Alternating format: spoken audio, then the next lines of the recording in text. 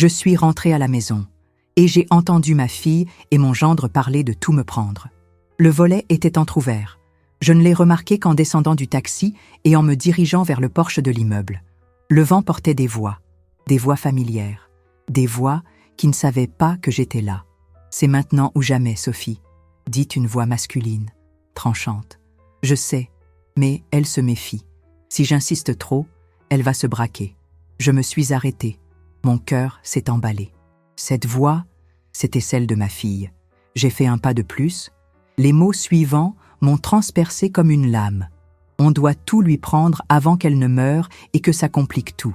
Si elle signe la procuration, personne ne pourra contester après. Et si elle ne signe pas, on la fait mettre sous tutelle. On trouve un certificat médical quelconque. Personne ne se doutera de rien. Elle est vieille, confuse, ça paraîtra naturel. Confuse ? Sous tutelle ? Le sachet de caramel au beurre salé que je tenais à la main est tombé par terre. Je ne m'en suis même pas rendu compte. J'ai seulement senti mon estomac se nouer. J'étais revenue uniquement parce que j'avais oublié ma carte d'identité. Le train devait partir dans une demi-heure. Il suffisait de prendre mon portefeuille et de retourner à la gare. Mais là, arrêtée derrière le mur, j'ai compris que ma fille, mon unique fille, ne m'attendait pas avec amour. Elle attendait que je signe ma propre condamnation. Et que prévoyait-elle d'autre ? Il fallait que j'en entende plus, que j'en sache plus, que je comprenne. Mais avant toute chose, il fallait que je respire. Parce qu'à cet instant, j'ai compris que ma fille m'avait déjà enterrée vivante, et que ce qu'elle voulait maintenant, c'était mon appartement. Et si elle savait que j'étais là, si elle me voyait, que m'arriverait-il ?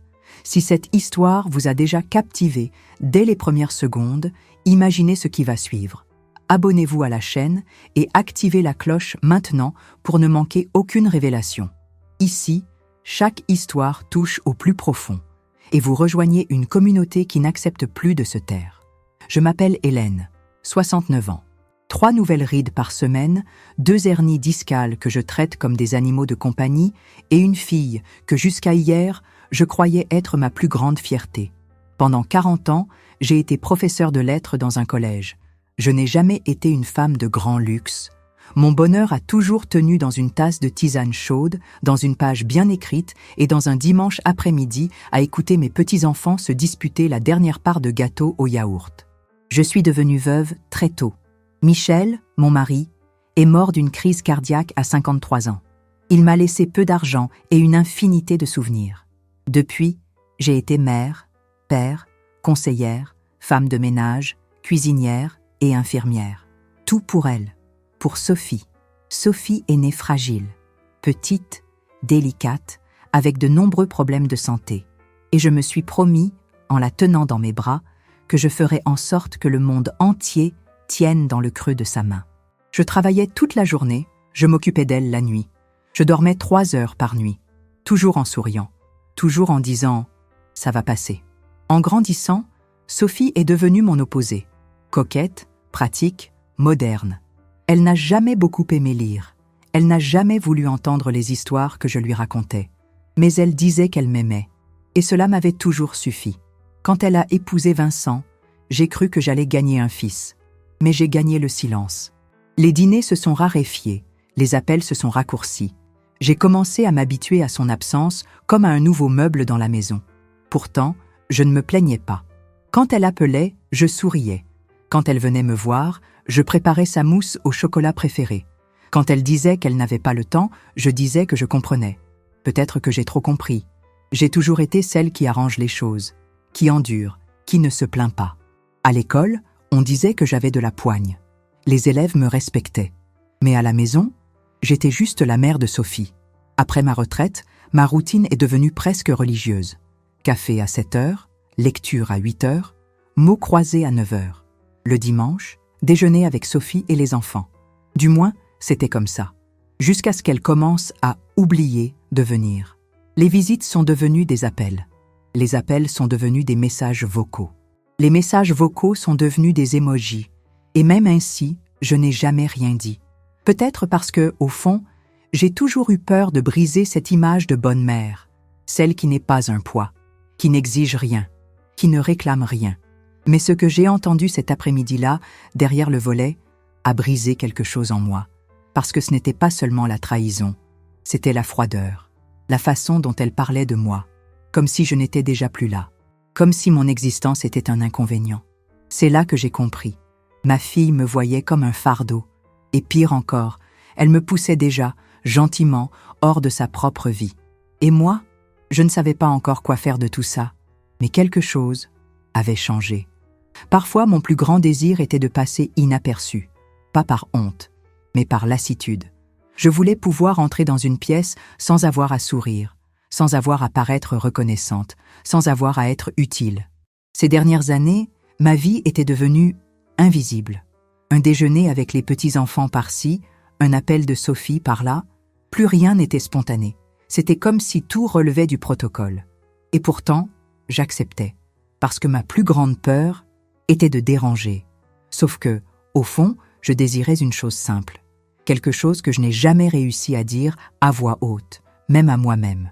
Je voulais être écoutée, pas en tant que mère, ni en tant que grand-mère, mais en tant que femme, en tant que personne. Je voulais pouvoir dire non. Je voulais pouvoir dire « Aujourd'hui, je ne viens pas. Aujourd'hui, c'est moi qui choisis le film. Aujourd'hui, je veux dormir plus tard. » Des choses futiles, si futiles qu'elles semblent égoïstes, mais qui, en réalité, n'étaient qu'un désir de respect. J'ai hérité mon appartement de mes parents. Un vieil appartement parisien avec un petit balcon et un rosier que j'avais planté avec Michel. Chaque fois que Sophie venait, elle disait que l'appartement était trop grand pour moi, que ça donnait du travail, que c'était dangereux. Et j'écoutais toujours. Mais à l'intérieur, quelque chose en moi criait. Cet appartement, c'est mon univers. Mes livres, mes disques, mon parquet qui craque quand on marche pieds nus. C'était mon refuge, mon espace, mon dernier morceau d'identité. Sauf que le temps passait, et avec lui sont venus les silences, les oublis, les petites marques de mépris. Sophie a commencé à suggérer que j'arrête de conduire, puis qu'elle pouvait s'occuper elle-même de mes factures, puis qu'il vaudrait mieux tout mettre à son nom pour faciliter les choses au cas où il arriverait quelque chose. Et je faisais semblant de ne pas remarquer. Je faisais semblant que c'était de la bienveillance, mais ce n'en était pas. C'était du contrôle. Je ne voulais pas grand-chose. Je n'ai jamais voulu. Un peu de paix, un peu de présence, un peu de réciprocité. Je rêvais de terminer mon livre, un roman que j'ai commencé à écrire à 42 ans, quand je croyais encore qu'on avait le temps pour tout. Le cahier est toujours rangé dans le dernier tiroir de la commode du couloir. J'ai écrit une 50aine de pages, puis j'ai arrêté. Pourquoi ai-je arrêté? Parce que ma fille est tombée malade, parce que ma mère a eu besoin de moi, parce que l'école s'est mise en grève, parce que la bouteille de gaz était vide, parce que la vie a mis d'autres priorités en avant. Mais ce livre, il a toujours été là, comme un secret entre moi et moi-même, comme une partie de moi que seul moi connaissais. Et maintenant, après tout ce que j'avais entendu, il était de retour. Je ne sais pas l'expliquer, mais au moment où j'ai entendu ma fille parler de moi comme si j'étais un vieux meuble, quelque chose s'est réveillé. Une partie de moi que je croyais morte. Et cette partie criait « Tu es encore là. Tu peux encore. Tu es encore. » Le désir de terminer ce livre est revenu avec force, comme si c'était une réponse silencieuse à sa tentative de me faire taire, de m'effacer. Elle voulait me chasser de chez moi. Je voulais rentrer en moi-même. Elle voulait gérer ma vie. Je voulais récupérer mon nom. Mon désir n'a jamais été la vengeance. C'était l'affirmation. Je voulais pouvoir me regarder dans le miroir et voir plus que des cheveux blancs et des cernes. Je voulais voir du courage. Je voulais voir une voix. Je voulais me voir entière. Et, surtout, je voulais qu'elle me voie aussi, pas comme un fardeau, pas comme un problème, mais comme une femme, comme la femme qui a tout porté pendant des décennies, qui ne s'est jamais plainte, qui a ravalé sa fierté, sa fatigue, sa douleur, et qui maintenant méritait d'être traitée comme une personne. Ce n'était pas une question d'argent, ce n'était pas une question de testament, c'était une question de dignité. De ne pas laisser les autres décider pour moi, parce que, au fond, je le savais. Si je laissais passer cette fois-ci, il n'y aurait pas de retour en arrière. Si je signais quoi que ce soit, si je baissais la tête à nouveau, je disparaîtrais. Et je n'étais pas encore prête à disparaître. J'avais encore des choses à dire. J'avais encore des pages à écrire. J'avais encore des désirs, même si plus personne n'y croyait, même s'il était tard, même si j'étais seule. Quand j'ai entendu la voix de ma fille à travers l'entrebâillement du volet, Une partie de moi s'est figée. L'autre voulait courir, crier, entrer par la porte d'entrée, la regarder dans les yeux et lui demander « Depuis quand me vois-tu comme un obstacle ?» Mais je ne suis pas entrée. Je suis restée là, derrière le mur, à l'ombre du rosier, écoutant chaque mot comme s'ils étaient des coups de marteau sur mon âme. Si elle signe cette semaine, c'est mieux. Avec les bons témoins, personne ne pourra contester. Et s'ils contestent, on aura déjà tout vendu. Tout. Ils parlaient de mon appartement, de ma vie, comme si j'étais une figure absente, un détail gênant au milieu d'un plan déjà en cours. À cet instant, j'ai compris que ce n'était pas juste une idée en l'air, c'était un plan, structuré, articulé, froid. Et moi, j'étais la dernière pièce qui devait être assemblée, ou jetée. Je suis retournée au taxi en silence. J'ai demandé au chauffeur Didier de me ramener vers le centre-ville. J'ai dit que j'avais changé d'avis pour mon voyage. Il n'a rien demandé. Il a juste hoché la tête et allumé la radio, comme s'il sentait que le silence était plus sûr que n'importe quel mot. Je suis descendue 2 rues plus loin, et je suis rentrée à pied. J'ai fait le tour du pâté de maison. Je suis entrée par la porte de service. La porte de la cuisine était encore déverrouillée, comme je l'avais laissée. J'ai monté les escaliers lentement, en évitant de faire du bruit. J'ai entendu des pas dans le couloir. C'était Vincent, mon gendre. Il sortait de la chambre d'amis avec un dossier noir à la main. Je l'ai reconnu. C'était mon dossier de documents. La colère est montée, chaude, mais je n'ai pas bougé. J'ai attendu qu'ils sortent. J'ai attendu que leur voiture disparaisse au bout de la rue. Ce n'est qu'à ce moment-là que je suis entrée dans le salon. Le dossier était sur la table. Les papiers réorganisés. Mes relevés bancaires, l'acte de propriété de l'appartement, même mes analyses médicales étaient là. C'est à ce moment-là que j'ai tout compris. Ils ne se contentèrent pas de me surveiller. Ils anticipaient. Ils voulaient me faire passer pour incapable, vulnérable, désorienté. Chaque « maman, tu oublies des choses » prenait maintenant un autre sens. Chaque « laisse, je m'en occupe » était une façon de me retirer le contrôle. Chaque compliment déguisé en inquiétude était une corde qui me tirait là où il voulait. Je me suis assise sur le canapé avec le dossier sur les genoux. Je suis restée là pendant des heures, sans bouger un muscle, comme si ce silence était le seul moyen d'organiser le chaos en moi. C'était ça. Sophie voulait ma signature, la procuration générale. Avec elle, elle pourrait vendre mon appartement, vider mon compte, prendre des décisions à ma place, même me faire interner si elle le voulait. Et si je refusais? Elle avait déjà tout préparé pour me discréditer. Il serait facile d'invoquer la confusion mentale, le déclin cognitif, l'isolement émotionnel, tout ce qu'elle avait elle-même construit petit à petit, avec chaque geste, chaque absence, chaque fausse préoccupation. Cette nuit-là, je n'ai pas réussi à dormir. J'ai arpenté tout l'appartement, du grenier à la cuisine. Chaque pièce semblait crier un souvenir, l'enfance de Sophie, les nuits blanches avec la fièvre, l'odeur de Michel après sa douche, les rires de Noël, les pleurs de Pâques. Et maintenant, ce même appartement était la cible d'une embuscade. Je me suis réveillée avant le lever du soleil. J'ai fait du café, je me suis assise à la table de la cuisine, fixant le mur. Pour la première fois, j'ai sérieusement envisagé de partir, de tout abandonner, de changer de ville, de recommencer dans un endroit où personne ne connaîtrait mon nom. Mais quelque chose en moi ne me le permettait pas, parce que fuir, c'était accepter. Et accepter, c'était trahir la femme que j'avais été toute ma vie. Non, je n'allais pas fuir, et je n'allais pas non plus l'affronter tout de suite. J'allais attendre, observer, collecter. Elle voulait jouer? Eh bien qu'elle joue, mais avec moi, préparée. La différence, c'est que maintenant, j'étais réveillée. L'appel est arrivé 2 jours plus tard. « Maman, que dirais-tu d'un déjeuner ici à la maison dimanche? Ça fait longtemps qu'on ne s'est pas vu, tu manques aux enfants. » Sa voix était douce, chaleureuse, comme si de rien n'était. J'ai serré le téléphone. « Bien sûr, ma chérie, ce sera un plaisir de vous voir. » Elle a ri, a remercié, a dit que Vincent allait faire ce bœuf bourguignon que j'aimais tant. J'ai raccroché sans rien laisser paraître. Mais à l'intérieur, je savais déjà. Ce n'était pas une invitation, c'était une mise en scène. Le dimanche est arrivé. J'ai mis ma robe bleue, la même que je portais au baptême de mon plus jeune petit-fils. J'ai mis du rouge à lèvres. Je me suis coiffée avec soin. Dans mon sac, en plus de mon portefeuille et de mon téléphone, j'ai glissé un petit enregistreur. Je ne savais pas encore comment je l'utiliserais. mais je savais que j'en aurais besoin. L'appartement de Sophie était impeccable. La table mise avec de la vaisselle neuve, des fleurs artificielles au centre.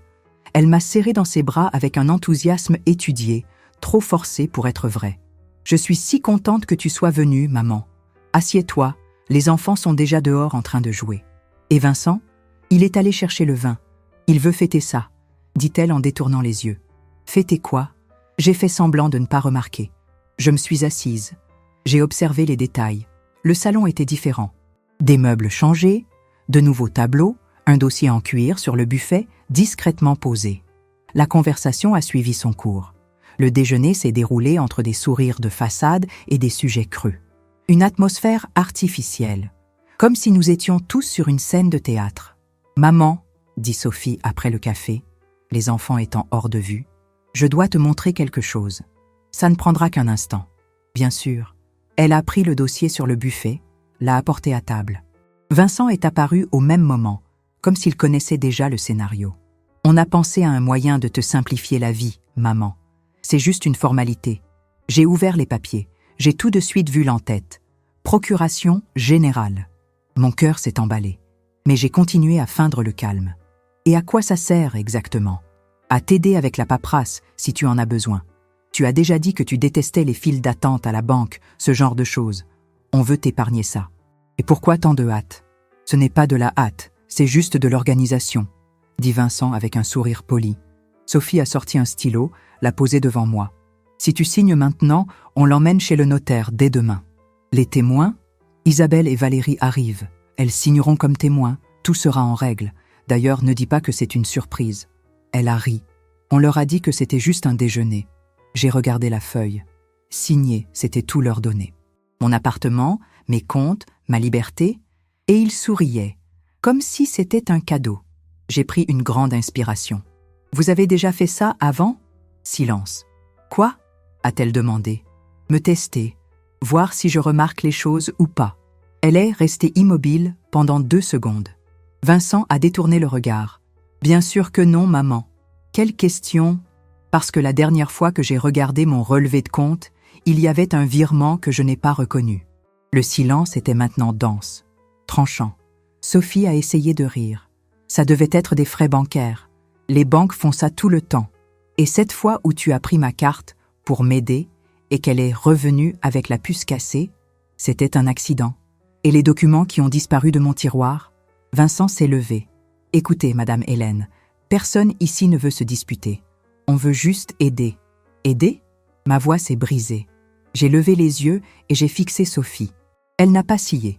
Il y avait une trace d'impatience au coin de sa bouche. Un micro-mouvement, presque imperceptible. Mais je l'ai vu. Maman, s'il te plaît, tu es fatiguée. Tout est difficile. On veut juste te faciliter les choses. Faciliter les choses pour qui? À ce moment-là, la sonnette a retenti. Les témoins sont arrivés. Isabelle et Valérie, des amies de Sophie depuis l'université. Elles n'ont jamais été proches de moi, mais elles me saluaient toujours cordialement. Elles sont entrées en souriant, sans savoir ce qu'elles s'apprêtaient à signer. « Quel plaisir de vous voir, Madame Hélène !» a dit Isabelle. « De même !» ai-je répété, le cœur serré. Sophie a rapidement expliqué « C'était juste une formalité, juste une autorisation pour me faciliter la vie. Rien de grave. » Elles ont acquiescé, confiantes. Elles ont pris les stylos. Et c'est à ce moment-là que le souffle m'a manqué. Tout est devenu lent. Les mots de Sophie ont commencé à résonner de loin. Vincent m'a pris le bras, avec délicatesse, mais il y avait une pression. « Maman, s'il te plaît, ne complique pas les choses. Tout le monde ici ne veut que ton bien. Ton bien. » J'ai entendu cette phrase tant de fois dans ma vie. J'ai utilisé cette phrase tant de fois pour justifier des sacrifices. Mais là, assise sur cette chaise, avec 3 personnes qui me regardaient comme on attend qu'un ordre soit exécuté, j'ai compris. Ils ne voulaient pas mon bien. Ils voulaient mes biens. Et moi, j'étais juste un obstacle à écarter gentiment. Signer, c'était disparaître. Et pour la première fois, j'ai compris le goût de l'humiliation. C'était doux à l'extérieur, mais ça brûlait à l'intérieur. Je suis rentrée chez moi les mains tremblantes. Personne ne l'a remarqué. Personne ne remarque jamais. J'ai pris le bus seul, le visage tourné vers la fenêtre, faisant semblant d'observer la rue. Mais à l'intérieur de moi, Il n'y avait que du vide. Dans mon sac, le dossier avec la fameuse procuration était toujours là. Il me l'avait donné pour que je la lise tranquillement, mais l'intention était de me convaincre avant que le doute ne s'installe. Cette fois, le doute ne s'est pas installé. C'est moi qui me suis installé. À chaque pas vers mon appartement, je sentais les mots de Sophie résonner dans ma tête. « Maman, ne complique pas les choses. Tout le monde ne veut que ton bien. » Comme si c'était une faveur. Comme si je n'avais pas passé les 30 dernières années à porter le monde sur mes épaules, sans rien demander. Je suis entrée, j'ai fermé la porte calmement. J'ai enlevé mes chaussures lentement, comme quelqu'un qui marche sur un deuil silencieux. Je me suis assise dans la cuisine, comme chaque jour. La tasse pour la tisane, le torchon plié, l'horloge murale, tout était pareil. Mais plus rien n'était pareil. J'ai pris le papier de la procuration et je l'ai relu. Signer aurait été plus facile. Beaucoup plus facile. Ça aurait été comme dire « j'en ai marre », comme abandonner sans avoir à se battre. Et, pendant quelques secondes, j'en ai eu envie. J'ai eu envie de ne pas avoir à me battre. J'ai eu envie de faire confiance. J'ai eu envie de faire comme si tout n'était qu'un malentendu, une paranoïa tardive, une bête erreur. Mais je me suis vue dans le reflet de la porte du micro-ondes, les yeux cernés, le visage éteint, les épaules voûtées. Et j'ai pensé, c'est ça que Sophie voit quand elle me regarde. Une vieille femme faible, arrangeante, manipulable. J'ai essayé de me souvenir de la dernière fois qu'elle m'avait serré dans ses bras sans être pressée, de la dernière fois qu'elle m'avait demandé comment j'allais. Vraiment, de la dernière fois que j'avais entendu d'elle un « merci » sincère. Je n'y suis pas arrivée. À la place, je me suis souvenu des regards rapides quand je parlais trop, de la patience qu'elle demandait d'avoir avec moi, des cadeaux impersonnels à Noël. Je me suis souvenu du jour où elle a laissé échapper, pendant un dîner, qu'une personne âgée seule est un risque pour elle-même. Elle me préparait depuis longtemps, et je ne l'avais pas vue. Peut-être parce qu'il était plus facile de croire qu'elle s'occupait de moi par amour. Peut-être parce qu'il était moins douloureux de penser que, même distante, elle me respectait encore. Mais maintenant, il n'y avait plus moyen de faire semblant. Elle me voyait comme un poids, un obstacle entre elle et ce qu'elle croyait mériter. L'appartement, l'argent, la sécurité de quelqu'un qui n'a pas eu à se battre pour l'obtenir, c'est moi qui lui avais appris à croire qu'elle aurait toujours un havre de paix. C'est moi qui lui avais tout servi sur un plateau d'argent. C'est moi qui avais fait une erreur. Et maintenant, c'était avec moi-même que je devais régler mes comptes. Je me suis levée, je suis allée dans ma chambre. J'ai ouvert le deuxième tiroir de la commode. À l'intérieur, mon vieux cahier à la couverture marron. Le fameux livre inachevé. J'ai tourné les pages. De la poussière, de l'encre fanée, des phrases griffonnées à la hâte entre deux permanences. Et là, à la page 52, je me suis arrêtée. C'était un dialogue entre une mère et sa fille. La mère disait « Je t'ai appris à voler, mais j'ai oublié de te montrer comment revenir. » Ce jour-là, des années auparavant, j'avais écrit ces mots en pensant que ce n'était que de la fiction. Mais maintenant, cette femme, c'était moi. J'ai fermé le cahier. Je suis allée dans la chambre d'amis, la même où Sophie dormait quand elle passait la nuit chez moi. Là, je garde une petite boîte en bois où se trouvent mes vieux documents. Je l'ai ouverte. Ils étaient tous là, ma carte d'électeur, mon livret de famille, l'acte d'achat de l'appartement, les dernières modifications de mon testament, qui laissaient tout à Sophie. Oui, jusque-là, je croyais encore qu'elle s'occuperait de tout, avec amour. J'ai fermé la boîte. J'ai regardé autour de moi. J'ai vu toute ma vie empilée dans des papiers et des souvenirs. Et j'ai compris. Ils pensaient que je n'avais plus de force, que j'étais trop fatiguée pour me battre, que ma mémoire me faisait défaut, que ma volonté était fragile. Mais ils se trompaient. Parce que là, au fond du puits de l'humiliation, est né quelque chose de plus profond que la colère. Une décision est née. Je n'allais plus attendre. Je n'allais plus me taire. J'ai pris le téléphone et j'ai composé le numéro de Maître Catherine, une vieille amie avocate que je connaissais depuis l'école. On se parlait peu, mais elle disait toujours « Si un jour tu as besoin, appelle-moi ». Il était minuit. Je lui ai quand même écrit un message. « Maître, c'est Hélène. J'ai besoin d'aide, c'est grave. » J'ai envoyé. J'ai posé le téléphone et je suis retournée dans le salon. J'ai regardé la fenêtre, la même par laquelle j'avais entendu ma fille me trahir. Et, soudain, le silence de l'appartement ne m'a plus semblé si solitaire. C'était le silence de la dernière larme. et le début d'un nouveau son en moi, la détermination. Le soleil n'était pas encore levé quand je me suis réveillée, ou plutôt quand j'ai décidé de sortir du lit, parce que dormir, je n'avais pas dormi. J'avais passé la nuit les yeux rivés au plafond, ressassant chaque mot prononcé lors de ce déjeuner. Le son du stylo posé sur la table, les témoins souriant, sans savoir qu'ils allèrent participer à un piège. Le contact subtil du bras de Vincent sur le mien, comme quelqu'un qui pousse sans pousser. Je me suis levée, j'ai enfilé mes vêtements les plus discrets et j'ai attaché mes cheveux en un chignon serré. Je me suis regardée dans le miroir avant de sortir. Je n'ai pas reconnu la femme qui s'y trouvait, mais quelque chose dans ses yeux était différent. J'ai pris un bus pour le centre. La ville s'éveillait à peine. Les boulangeries ouvrirent leurs portes, les trottoirs étaient émouillés par les jets d'eau, le matin sentait le croissant chaud et les décisions. Je suis descendue devant l'immeuble où se trouvait le cabinet de Maître Catherine. Elle m'a reçue immédiatement. « Hélène ?» dit-elle en ouvrant la porte, les yeux écarquillés. « Que s'est-il passé ?» Je me suis assise, je lui ai tout raconté, sans fioriture, chaque détail. De la conversation entendue à la fenêtre au papier posée devant moi avec de faux sourires. Elle ne m'a pas interrompue. Elle s'est contentée d'écouter et de prendre des notes. Quand j'ai eu fini, elle s'est adossée à son fauteuil. Elle a soupiré. « Hélène, c'est grave, mais malheureusement, courant. Bien plus que vous ne l'imaginez. Que puis-je faire? Vous protéger, maintenant, et rassembler des preuves. Nous allons renverser la situation, mais avec intelligence. Je suis sortie de là avec un plan. Première étape, enregistrer légalement ma volonté. J'ai mis à jour mon testament, précisant que toute modification future sans ma présence serait considérée comme nulle. J'ai demandé à Maître Catherine de rédiger une lettre recommandée, une mise en demeure pour alerter de toute tentative de coercition. Je ne l'enverrai pas tout de suite, mais je l'aurai. Deuxième étape, je suis allée à la banque. J'ai parlé à mon conseiller, M. Moreau, qui me connaissait depuis plus de 10 ans. J'ai demandé le blocage des transactions importantes, l'exigence d'une reconnaissance faciale et une confirmation par téléphone pour toute opération. « Et si quelqu'un essaie de se faire passer pour vous ? Il devra me faire face, ai-je répondu. Troisième étape, je suis allée dans un magasin d'électronique. J'ai acheté un enregistreur vocal plus puissant et discret. Pas question de ne faire confiance qu'à mon téléphone. Je devais tout enregistrer. Et clairement. Ce soir-là, j'ai appelé Sophie. Ma chérie, à propos de ces documents, elle a pris une profonde inspiration de l'autre côté.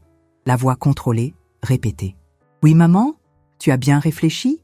J'ai réfléchi. Je voudrais en reparler. Mais à la maison, calmement. Juste toi et moi. « Bien sûr, maman. Demain, ça te va ?»« Ça me va. » J'ai raccroché. Et puis, j'ai fait quelque chose que je n'avais pas fait depuis des années. Je suis allée dans la cuisine. J'ai sorti de la farine, des œufs, du lait. J'ai préparé le gâteau qu'elle aimait le plus, le gâteau au yaourt de mon enfance. Ce n'était pas de l'affection, c'était un piège. Le lendemain, elle est arrivée ponctuellement, seule. Elle avait une enveloppe dans son sac. « Ça sent bon, maman. C'est ce gâteau ?»« Oui. J'ai pensé que ça pourrait adoucir la conversation. » Elle a souri. Elle s'est assise à table. Elle a pris l'enveloppe, a sorti les papiers, les mêmes documents, le même ton gentil. « Écoute, maman, j'ai pensé que ça pourrait tout te faciliter. Juste une signature. Et si je veux les montrer à un avocat ?» Elle a cligné des yeux, surprise. « Tu penses que je ferais quelque chose contre ta volonté ?» Je ne sais plus, Sophie. Elle a légèrement reculé, a croisé les bras. Son sourire s'est effacé. « Maman, tu commences à devenir paranoïaque. Tu crois vraiment que Vincent et moi, je ne crois rien. Je veux juste être sûre. » L'enregistreur, caché sous la nappe, captait chaque mot. « Tu sais que tu n'as pas le temps pour ces complications. Et s'il arrive quelque chose? Et si c'est déjà arrivé ?» Elle m'a regardée, déconcertée. « Que veux-tu dire ?»« Que j'ai vu, j'ai entendu, et j'ai compris. » Sophie s'est levée. « Ça va trop loin. Je suis venue ici avec de bonnes intentions. Si tu n'as pas confiance en moi, j'ai eu confiance, toute ma vie. Et maintenant, j'ai confiance en moi. » Elle n'a pas répondu. Elle a pris son sac, a rangé les papiers. « Quand tu seras plus calme, on en reparlera. Ce ne sera pas la peine, ma chérie. » « Comment ça ? C'était notre dernière conversation à ce sujet. » Elle s'est arrêtée à la porte. Elle m'a regardée avec des yeux chargés de colère.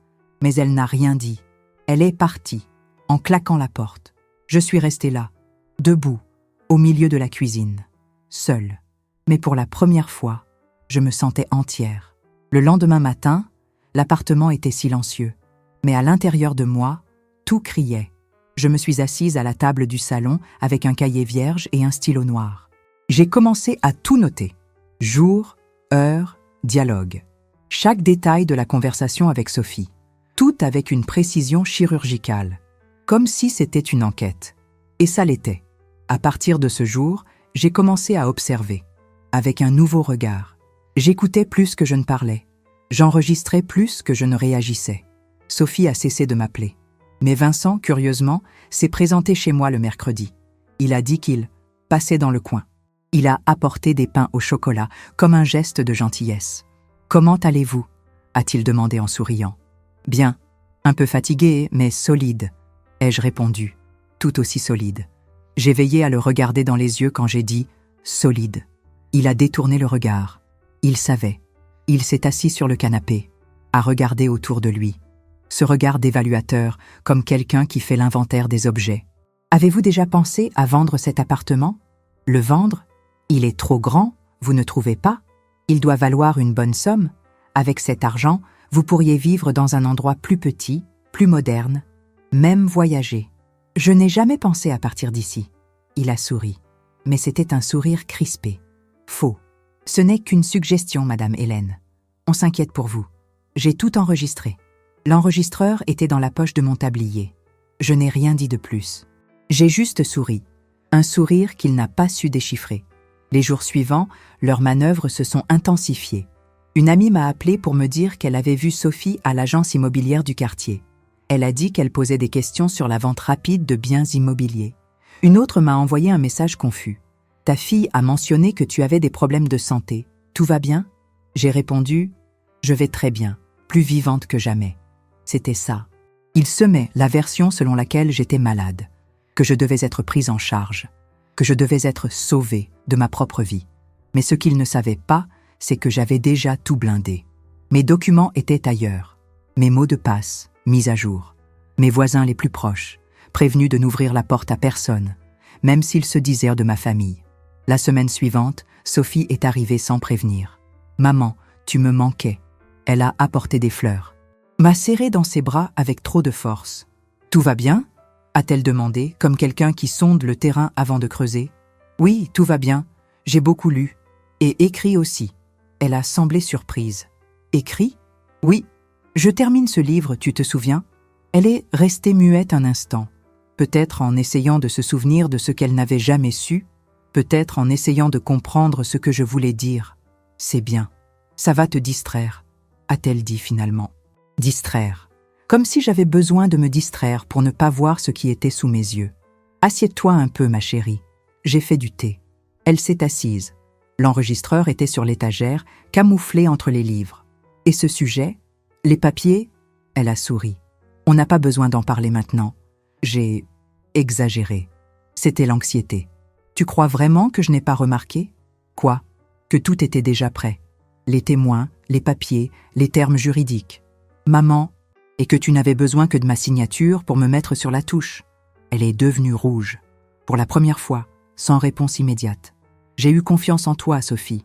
Jusqu'à la dernière seconde. Je voulais juste faciliter. Faciliter pour qui? Elle s'est tue. Tu allais me faire interner, Sophie?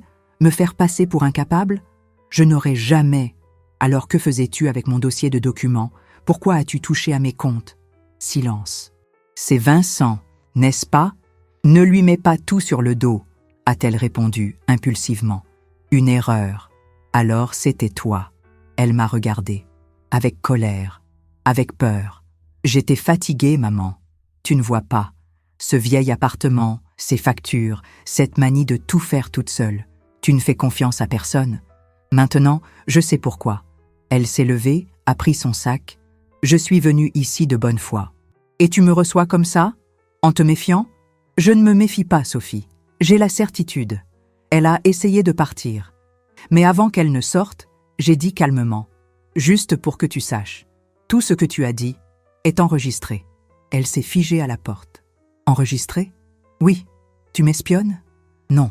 Je me protège. Elle n'a plus rien dit. Elle est partie. Et cette fois, Elle n'a pas claqué la porte. Le silence qui a suivi était différent. Ce n'était plus le silence de quelqu'un qui ne sait pas quoi faire. C'était le silence de quelqu'un qui sait et qui attend le bon moment. Et ce moment approchait. Le vendredi matin, le téléphone a sonné. « Maman, que dirais-tu d'un déjeuner ici, à la maison dimanche ? Moi, toi, les enfants ? Ce sera bien. Il faut qu'on parle. » La voix de Sophie était douce, trop douce. J'ai pris une grande inspiration. « Bien sûr, ma chérie, ce sera formidable. » J'ai raccroché. Je suis allée dans ma chambre. J'ai ouvert le tiroir du bureau. J'ai sorti la petite clé USB où j'avais sauvegardé tous les audios des dernières semaines. Conversations, tentatives de persuasion, confessions indirectes. Tout enregistré avec soin, méticuleusement catalogué avec l'aide de Maître Catherine. Ce dimanche-là, j'ai mis ma robe lilas, la même que pour le premier anniversaire de mon petit-fils. J'ai chaussé les escarpins que je portais pour les conseils de classe, ceux qui me donnèrent de l'assurance. J'ai attaché mes cheveux en un chignon ferme. Je me suis parfumée. Avant de sortir, j'ai regardé tout mon appartement, de la cuisine au couloir, du salon au balcon.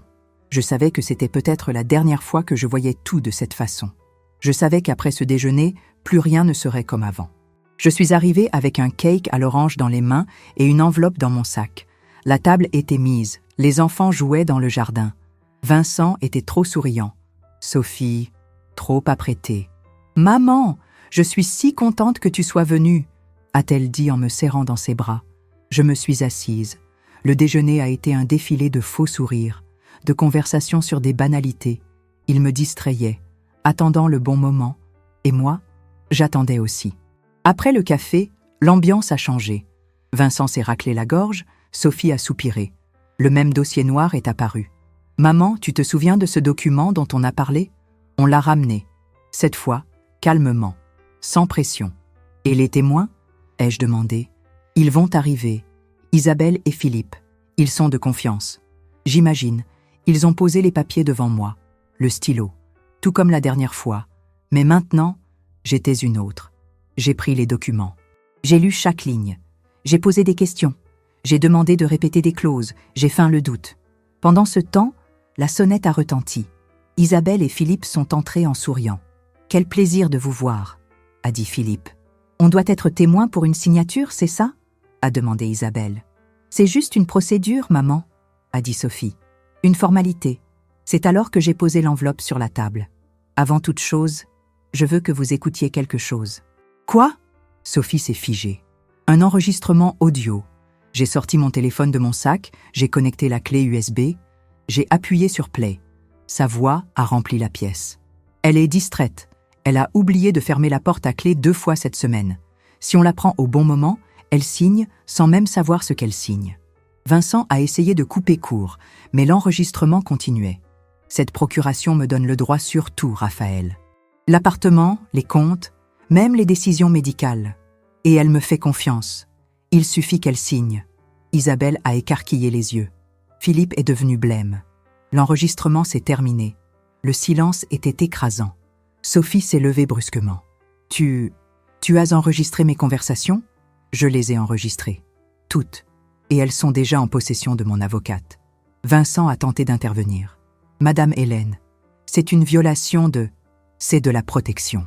Contre l'abus de faiblesse, contre la manipulation psychologique, contre des gens qui prévoient de tout prendre à une personne âgée sous prétexte de l'aider. » Isabelle a regardé Sophie, puis moi.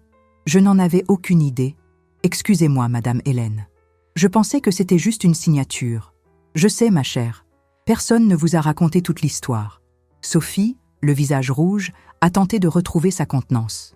Maman, c'est cruel. Tu m'as exposée. Non, tu t'es exposée toute seule. Je n'ai fait que documenter. Tu exagères. Tu crois vraiment que je voulais te faire du mal ? Je ne crois plus rien, Sophie. J'ai la certitude.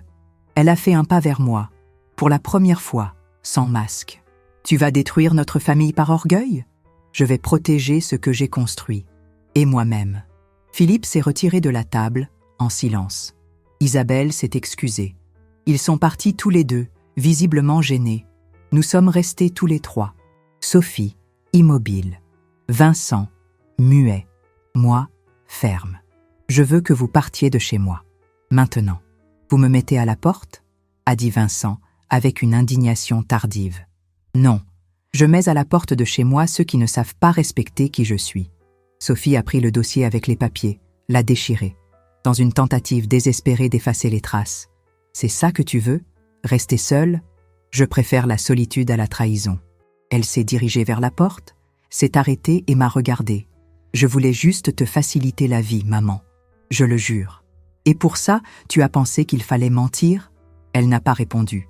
La prochaine fois, essaie d'être une fille avant d'être une héritière. Elle est sortie. Vincent l'a suivie.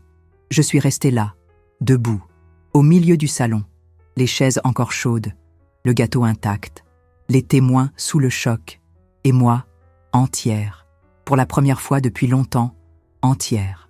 Si une partie de cette histoire a résonné en vous, arrêtez-vous une seconde, aimez la vidéo et commentez ci-dessous. J'ai ressenti ça aussi. Parce que quand on partage ce qui fait mal, la douleur pèse moins lourd. Et parfois, l'une de vos phrases peut être l'étreinte que quelqu'un a besoin de lire. Le lendemain, la sonnette a retenti à 8h du matin. C'était Vincent, sans fleurs, sans gâteau, sans faux sourire. Il portait la même chemise froissée que la veille. Les yeux cernés, sans couleur. Il semblait avoir vieilli de 10 ans en une nuit. « Madame Hélène, je peux entrer ?» J'ai croisé les bras. « Mieux vaut pas. Parlez d'ici. » Il a dégluti. « Je voulais m'excuser. C'était une erreur. On a été trop loin. On a été trop loin. » L'euphémisme du lâche. « C'est Sophie, n'est-ce pas ? C'est elle qui t'a envoyé. » Il a hésité, mais n'a pas nié. « Elle est anéantie. » Non, elle a été démasquée. C'est différent. Il a baissé les yeux. A tenté de se reprendre. « Vous avez raison sur tout, mais, s'il vous plaît, ne poursuivez pas cette affaire en justice. Ça pourrait nous ruiner. Et que pensez-vous que vous m'auriez fait si j'avais signé ? » Silence. « Je voulais juste une vie plus confortable. Vous savez, assurer notre avenir. »« Aux dépens du mien. » Il a tenté d'argumenter, mais mon expression l'a coupé net. « Vous pouvez partir, Vincent. Et dites-lui que l'héritage qu'il désirait tant a été annulé. » Il a pâli. « Annulé ? Oui. J'ai rédigé un Nouveau Testament hier soir. Il ira à une fondation pour l'alphabétisation des femmes adultes. Des femmes qui, contrairement à ma fille, valorisent le savoir. Et l'affection. Il n'a pas su quoi dire. Il est resté là quelques secondes, comme s'il venait de recevoir une gifle invisible.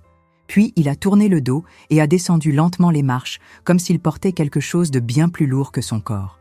Cet après-midi-là, Sophie m'a envoyé un message. « Maman, il faut qu'on parle. Ce n'est pas juste de finir comme ça. » Je n'ai pas répondu. 2 jours plus tard, elle est apparue à la paroisse où je faisais du bénévolat. Elle est entrée dans la salle où nous distribuions la soupe aux sans-abri. Elle m'a vu en tablier, une louche à la main, en train de rire avec les autres dames. Elle a attendu dehors. Quand je suis sortie, elle s'est approchée de moi, les yeux embués de larmes. « Tu vas bien ? Bien mieux que tu ne l'imagines. » Elle a pris une grande inspiration. « J'ai fait une erreur. Je sais que j'ai fait une erreur. Mais je suis toujours ta fille. Oui, une fille qui a essayé de m'effacer alors que je respirais encore. Elle s'est recroquevillée. J'avais peur. Avec 2 enfants, un mariage en crise, les factures. Et tu as pensé que j'étais la solution ? Qu'il suffisait de me faire taire ? J'ai pensé que je pouvais prendre soin de toi, que je pouvais prendre le contrôle avant que je ne perde le contrôle, que tu ne deviennes vulnérable. » Je l'ai regardé fixement. « Tu ne m'as pas vue vulnérable, Sophie.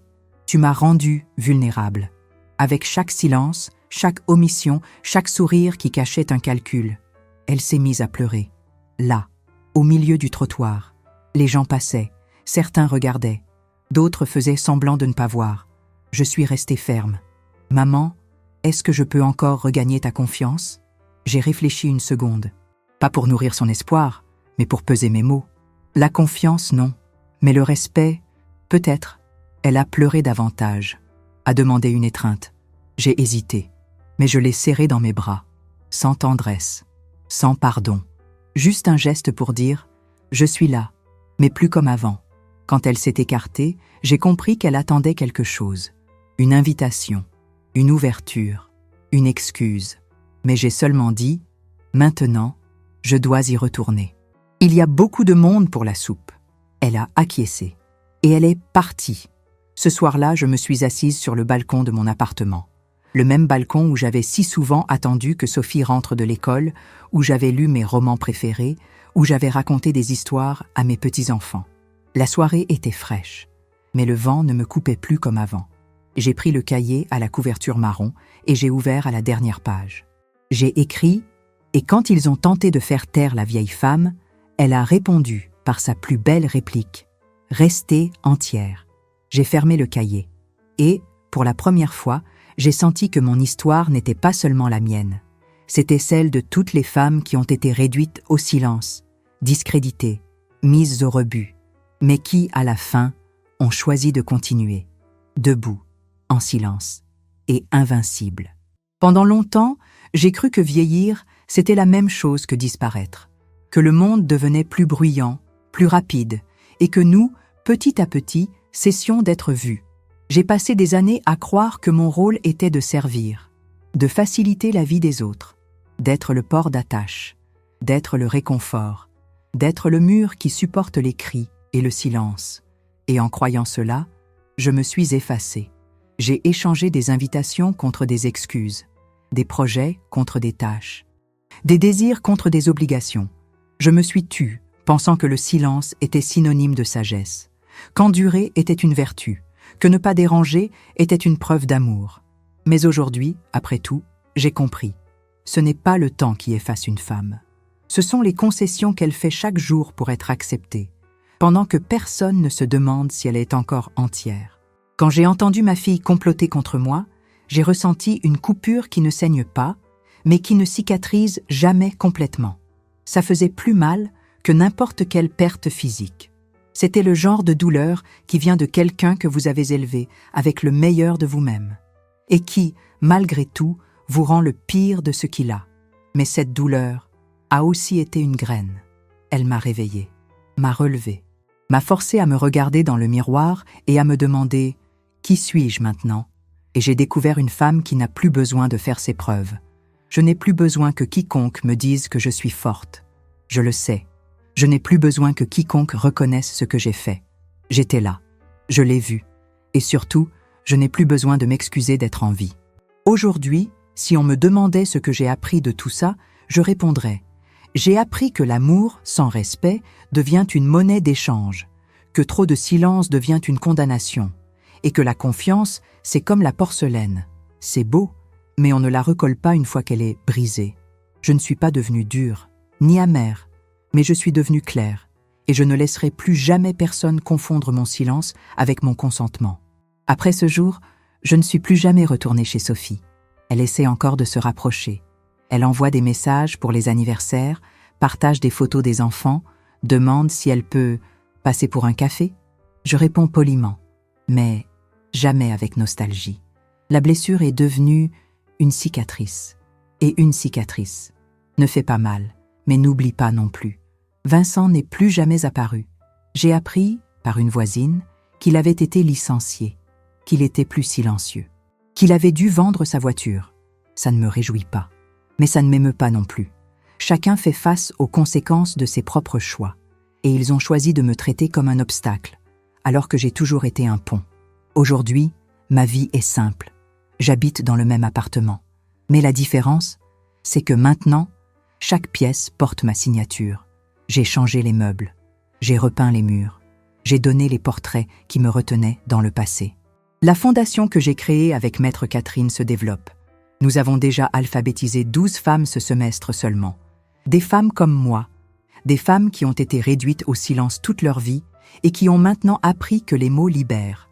Je fais des gâteaux le vendredi, pas pour les invités, mais pour moi.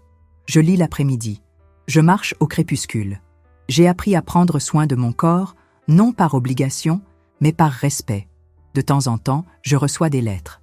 De voisins, d'anciennes collègues, de femmes qui ont écouté une de mes interviews à la radio locale et qui disent « Je croyais être seule, mais j'ai entendu votre histoire et je me suis sentie de nouveau debout. Je ne suis pas devenue un exemple, je suis devenue un miroir. Et c'est peut-être plus important. Parce qu'il n'y a rien de plus beau que quelqu'un qui vous regarde et qui voit du courage là où il ne voyait que de la faiblesse. Je ne sais pas combien de temps il me reste. Mais je sais que maintenant, le temps qui me reste n'appartient qu'à moi. Et plus personne n'écrira ma fin à ma place. Pendant longtemps, j'ai cru qu'être mère, c'était disparaître peu à peu, s'effacer dans les coins de la maison, dans les sous-entendus des conseils, au fond de la file des priorités. Et quand quelqu'un vous regarde enfin, c'est comme s'il ne voyait qu'une ombre, une obligation, un fardeau. Il a été difficile d'accepter que ma fille, celle que j'ai portée dans mes bras, à qui j'ai appris à marcher, pour qui j'ai supporté les fièvres, les pleurs et l'adolescence, me voyait comme quelqu'un à gérer, à contrôler, à faire taire. Mais le plus difficile n'a pas été de pardonner. Ça a été de comprendre que, pendant des années, je me suis tue moi-même. Je l'ai fait en pensant que c'était de l'amour. Et c'est pourquoi, aujourd'hui, je vous le demande en toute franchise. Vous êtes-vous déjà tue pour préserver la paix? Avez-vous déjà ravalé ce que vous ressentiez pour ne pas déranger? Avez-vous déjà accepté moins que ce que vous méritiez, juste pour rester proche de ceux que vous aimez? Si la réponse est oui, laissez un commentaire ici. Écrivez « Moi aussi, j'ai appris à dire ça suffit. Pas pour moi, mais pour vous. Pour que votre histoire n'ait pas besoin d'atteindre la limite de la douleur pour que vous commenciez à vous écouter. » Partagez cette vidéo avec quelqu'un qui a toujours tout fait pour tout le monde, mais qui n'a jamais rien fait pour soi. Quelqu'un à qui il faut rappeler que le respect n'a pas d'âge, pas de lien de parenté, ne vient pas après un service rendu. Le respect vient en premier. Et si cette histoire a parlé à une partie de vous qui était silencieuse depuis trop longtemps, laissez-la parler, commentez, écrivez, réagissez. Parce que ce n'est que lorsque nous disons ce que nous ressentons que le monde nous écoute vraiment. Et si aujourd'hui je peux dire tout cela à voix haute, c'est parce qu'un jour, j'ai décidé. Plus personne ne décidera qui je suis, ni avec des papiers, ni avec le silence, ni avec un amour mal résolu. Alors commentez-la. Jamais plus je ne m'effacerai pour personne. Et que cette phrase vous accompagne partout où on essaiera de vous rabaisser à nouveau.